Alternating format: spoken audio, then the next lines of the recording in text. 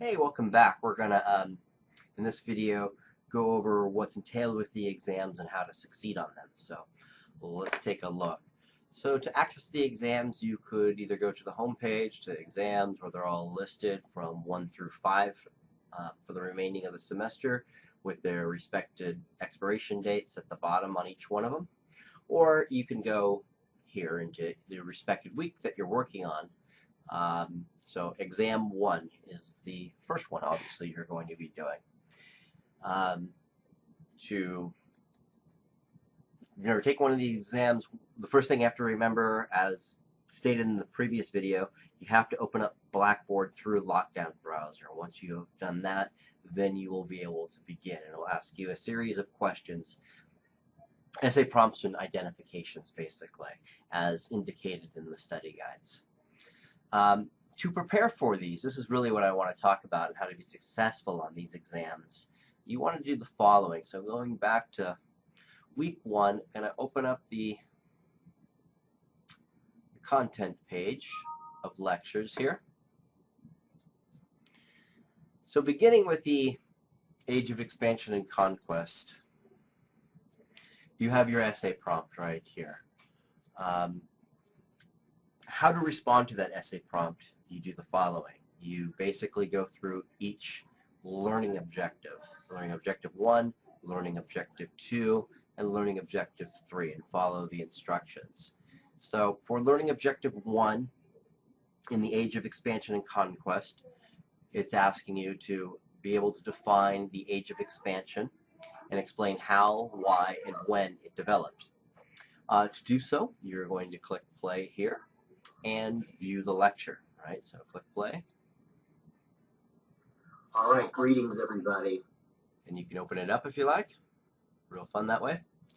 And what I would suggest you do as you're playing it and viewing it is the following. 1, before you push play, physically in your notebook, write down this learning objective, right? If you do this, then you'll be a little bit more aware, a little bit more cognitive of what it is what the task is that you're supposed to be responding to here. Being able to define the Age of Expansion and explain how, why, and when it developed, right? If you just simply view it and then go back and kind of see, okay, what am I supposed to be looking for here later, it's going to be frustrating, right? So physically write down the learning objective, and as you're watching it, take notes. And the other thing you want to keep in mind is it's okay, perfectly normal actually, if you don't get it the first time, right? So a lot of students will email me and wonder why they're not getting it, and I'll ask them how many times they viewed it, and they'll say just once. That's perfectly normal if you don't get it the first time. What I actually suggest you do is to just go ahead and view it, write down your learning objective before you view it, and just take notes as you see fit, not worrying too much about if your notes are relevant or whatever the case is, not trying to write down every single word. And that's something really, really I want to make sure you understand. Don't try to write every single word down that I'm saying. Right? Some students are the extremes of students that struggle are either students that write nothing down, they take no notes, or they take way too many notes, right? And then they just have this collection of words that make no sense to them. So your first viewing, just write down notes as you see fit, not worrying too much if you're going to get it or not, because you probably won't. It's the first time you've seen it, right? The second thing you want to do is to view the next learning objective, right?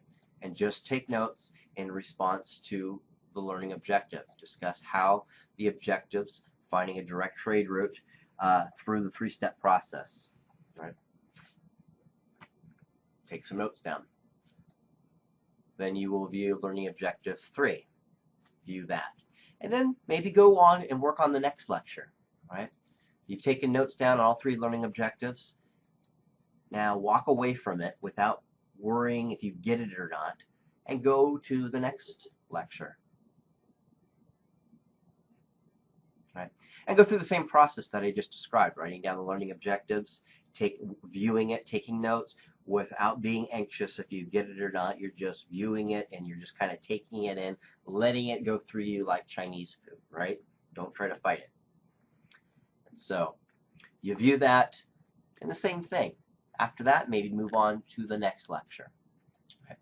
And so what I'm suggesting you do here is the next day, go back to the original lecture that you started with, the Age of Expansion and Conquest. Give yourself a day. Give yourself a day. Now go through it. And I guarantee you that you will find it a little bit easier to comprehend. And there's a very specific reason why that's the case. If you give yourself a day between the first time you viewed it and the second time you viewed it, you will have slept. And that's really important. It's really important when it comes to learning, right? This is what happens when you sleep is your mind begins to organize the information and the events of the day into something that makes sense to your mind, right? This is what the brain physically does. And so you want to give yourself some space to go back and review the material. This is why procrastination does not work if you wish to succeed, right? So if you call yourself a procrastinator, stop that. Don't do that, right? If you truly wish to succeed in school, right? So if you truly wish to succeed in school, don't think about that. A lot of people go, I'm a procrastinator. Like, no, you're not. Right? You choose to procrastinate, but that's not what you are. Right? It's just a practice that you've developed. There's other practices that you can develop as a student. Right? So I really, really want to stress that. Give yourself some space so you can sleep on it. And you will find that it will be a lot more effective than just trying to cram all the information and just getting frustrated because you don't get it the first time. Right? The other thing you might want to do too is to go to usually, not always, but I will include the notes at the bottom of each lecture, right? Go ahead and print those out and have them handy next to you while you're viewing the lecture, right? And then you can just take notes as you go. I wouldn't rely solely on the notes. There's some information that is in the videos that's not in the notes, but it is a good thing to have handy next to you. And there's always some helpful reinforcing information in there. And in the notes, it'll give you an opportunity to kind of look through and see if any of the identifications that you're expected to respond to on each exam are in here that you can gather some notes on, as indicated in the study guides, right? So you have a list of identifications, and so you'll want to do that. And speaking of which, I'll bring those up in just a second, so we're all familiar with that, right? The third step that you want to do in becoming successful in these exams is practice writing the essay out. So you've gone through each of the learning objectives a couple of times, maybe even 3 times, right? You've got your notes, and you should have notes. Then you're ready to respond to this essay prompt. Again, each learning objective should be enough to write a 1 to 2 paragraphs, right? 5 to 6 sentences, generally completes a paragraph. And so, again, to respond to this this essay prompt, you want to include each learning objective. So you have 3 learning objectives. So practice it, right? I'm very surprised that when students say that they sit down in the exams and that's the first time that they've written the essay.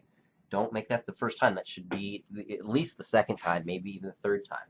You want to practice it, and I would get your cell phone out and get on a timer and see how quickly you can type up an essay, a 5 to 8 paragraph essay to respond to this particular learning objective and to all of the learning objectives. And this is how all of the learning objectives will work, right?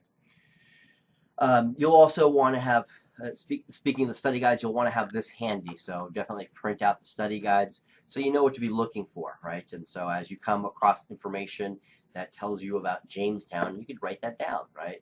So on and so forth all the way down. And this just basically is a list of all of the essay prompts for this unit that are located in each of these links here, right? So there's In the lectures, there are 3 essays. There's an essay prompt for the age of expansion and conquest.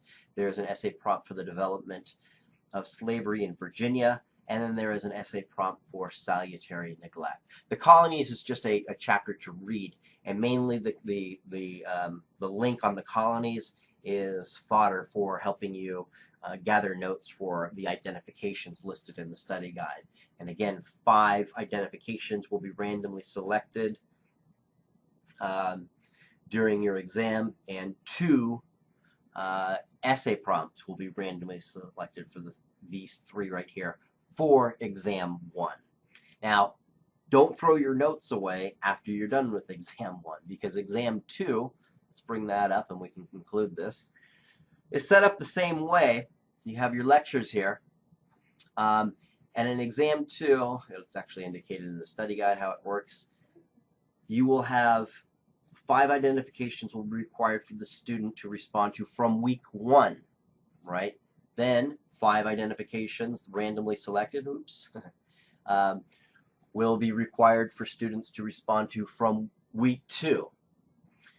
And then 1 essay prompt will be randomly selected from week 1 for the student to respond to. And 2 essay prompts will be randomly selected from week 2 for the student to respond to. So, and this will always be the case for each week that goes by. You will always be asked a certain amount of identifications to respond to from the previous weeks. You will always be asked to respond to essay prompts from the previous week as well. And so if you find yourself getting behind, don't let yourself get behind, right? But it's inevitably going to happen, right? You might not get to a lecture the week that it's scheduled, right? And some weeks are pretty heavy in content than others. What happens is that you're not penalized significantly for getting behind. What happens here is that, let's say for some reason you don't get to exam 1, or you did, but you ended up earning like a 60% on it. For exam 2, you have the opportunity to go back to the material of exam 1 of week 1 that you didn't properly prepare for, because what will happen with exam 2 is you will be asked content questions, identifications, and essays from week 1, and so week 2, whatever you earn in week 2's exam 2, whatever you earn there, let's say you earn a 90%. That will be plugged into week 1's grade, right? Minus 10%. So if you end up earning a 90% on exam 2, exam 1 will become an 80%, no matter what you have earned previously, unless it's higher than week 2, right? So if you earned 100% and 90%, then I won't touch it. But yeah, if it's a little bit lower, well, if it's 10% lower, it gives you an opportunity to get your grade up. So it's basically an incentive to go back to the material that you missed and to revisit it, or to look at it again, or to look at it for the first time, right? So just keep that in mind. Anyway, I'm running out of time here on the clock. That's probably enough information for the exams. If you need further clarification on these exams, do not hesitate to contact me, right? But basically, just to review, the thing you want to do is to give yourself some space so your brain can organize the information while you sleep. Right? Sleep's very important. The other thing you want to do is to practice writing the essays, and also just keep in mind that if you don't get to everything, you do have the opportunity to go back so you can improve your grade as you're going through the semester, right? So if you ever miss an exam, there's no need to email me and say, "Hey, I missed the exam. Is there anything I can do?" Right? Yes, you just make sure you go back and covered all the material, and make sure you don't miss another exam, so it doesn't really affect your grade that badly. All right, that's it. I will talk to you guys later. It's been fun. The next one we'll talk about how to succeed on the essays. Take care.